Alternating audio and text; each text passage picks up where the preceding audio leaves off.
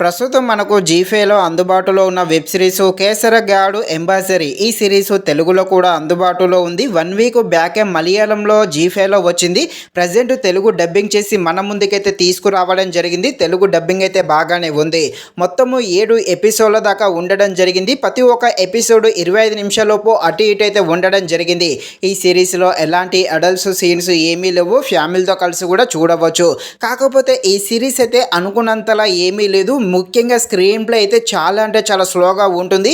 అలాగే story line అయితే చాలా చిన్న స్టోరీని దాన్ని పట్టుకొని 7 ఎపిసోడ్ల దాకా లాగదీయడం జరిగింది.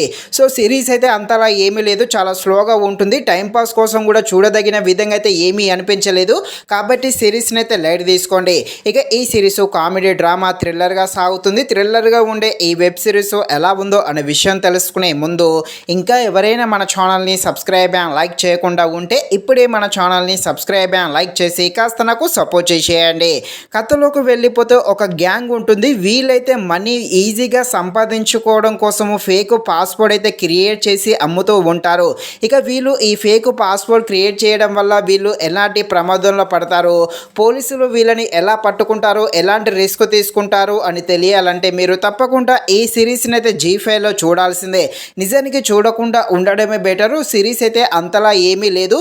మెయిన్గా వీళ్ళైతే పాస్వర్డ్ క్రియేట్ చేస్తారు. దానికి ఒక పద్ధతి అంటూ ఏమీ ఉండదు. ఏదో క్రియేట్ చేస్తారు, అమ్ముతూ ఉంటారు. తీసుకునే వాళ్ళు కూడా సింపుల్గా తీసుకుంటూ ఉంటారు. సో దాని అయితే చాలా సింపుల్గా తీయడం జరిగింది. అదైతే అంత కనెక్ట్గా అనిపించలేదు.